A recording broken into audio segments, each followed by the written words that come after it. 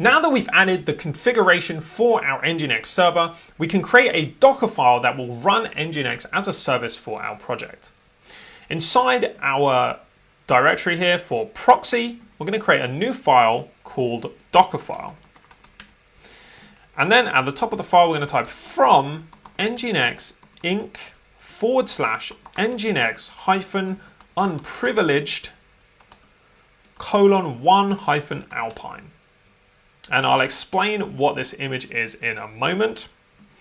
Then what we're going to do is we're going to type label maintainer equals londonappdeveloper.com, and you can put your own name or your own website here because you will be the maintainer of your Dockerfile.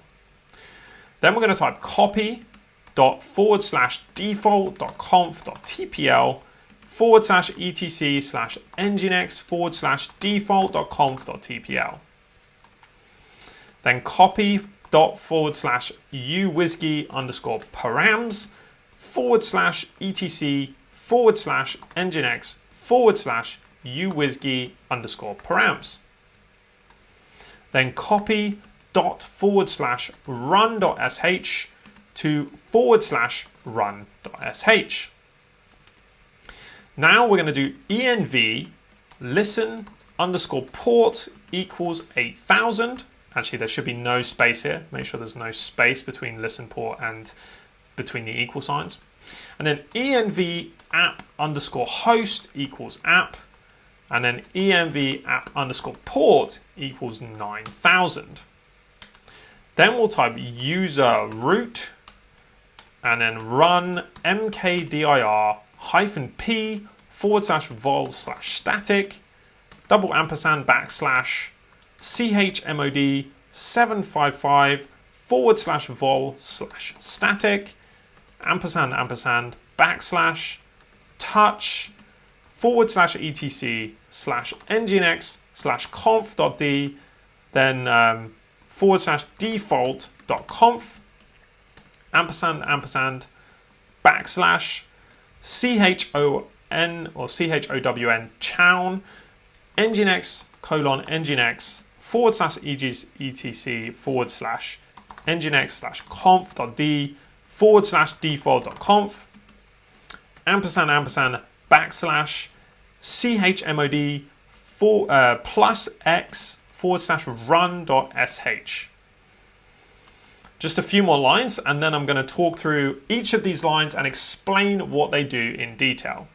So we'll do volume /vol /static and user nginx and cmd and then in square brackets /run.sh. Okay, so save the file. Now let me talk through each line. So at the top line, we have the base image. This is going to base of an image called nginx /nginx unprivileged with the version 1 Alpine.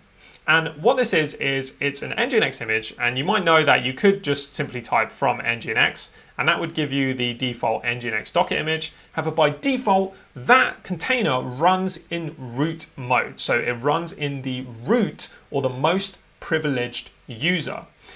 That is not best practice for security. For security purposes, you want to make sure your application is running with the least privileges that it needs in order to perform its application duties. So our Nginx doesn't need to have a root user account, because all we need to do is be able to run it and give it access to a specific directory to be able to handle requests from that directory. So we're using the Nginx unprivileged Docker image, which is a Docker image provided by the official Nginx repo, and it basically gives you an unprivileged instance of Nginx. So it's a more secure way to run your application. Then on line 2, we have the maintainer. We don't need to go into details of that. It's just metadata about the image. Then we have copy default.conf.tpl to /etc/nginx/default.conf.tpl. So what this is we're copying the default.conf.tpl file that we previously created, and we're storing it in our Docker image as /etc/nginx/default.conf.tpl. So it's being stored in this location on the image, and this is the location that the Nginx server will look for when it's trying to pull the configuration.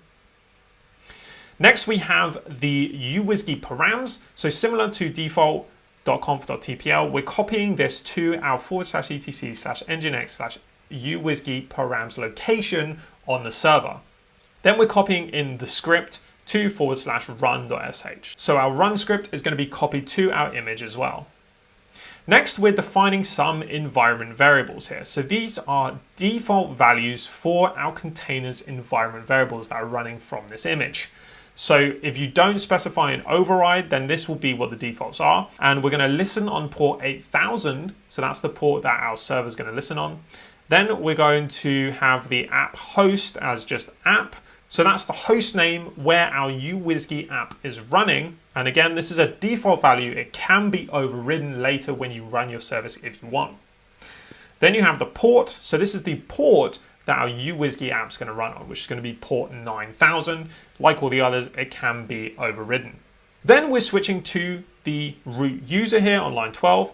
And as I mentioned previously, you don't want to run your application as a root user, but you do need to switch to the root user in order to set up your image to get it ready. So we're going to need to be the root user in order to run these commands under run on line 14.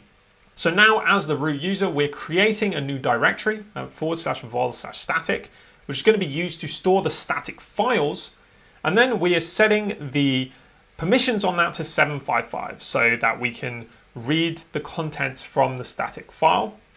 Then we're doing touch /etc/nginx.conf.d/default.conf. The reason we need to do this is because we need to be able to set permissions on this file so our nginx user can modify it. Because when we execute our run.sh script, we're going to be calling this env substitute command.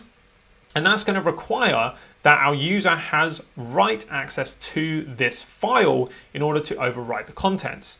So that's why we're doing touch. Touch just creates an empty file at the given location. So it's just an empty file with nothing in it. The only purpose of this is to give it ownership on the next line. So here we're giving chown nginx. So we're making our nginx user, which exists as part of this base image, we're making that the owner of this new file that we've created. Finally, we're adding execute permission to our run.sh script, which is required for our Docker container to be able to run this script. Here we're setting up a volume at /vol/static. So it's the default volume that's going to be created for this Docker image. And later on, we're going to be mapping this volume using our Docker Compose configuration.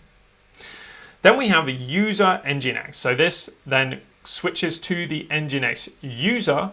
So we're no longer as the root user, and whatever user is the last user to switch to when we're building our Docker image will be the user that is used to run the application. So we can be sure that we're not running as root, we're running as the least privileged or the unprivileged nginx user.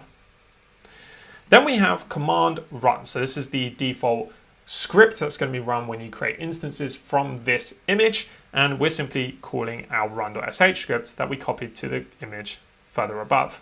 So that's everything for this Docker file. Let's save the file, open up the terminal, and we're going to test building the file. So we need to build this Docker image, and because we created it inside the subdirectory proxy, we need to do cd proxy to switch to the proxy subdirectory. And then in order to test that it builds successfully, we're just going to type docker build and then the dot symbol, which will build the Docker file in the current directory. So we'll hit enter, and this will tell us if we have any typos or errors in our Docker file that prevents it from being built. So we'll just wait for this to see if it builds, and then we'll continue. It looks like it built successfully, so we can assume there's no major issues with our Dockerfile configuration. Now we can move on to the next lesson.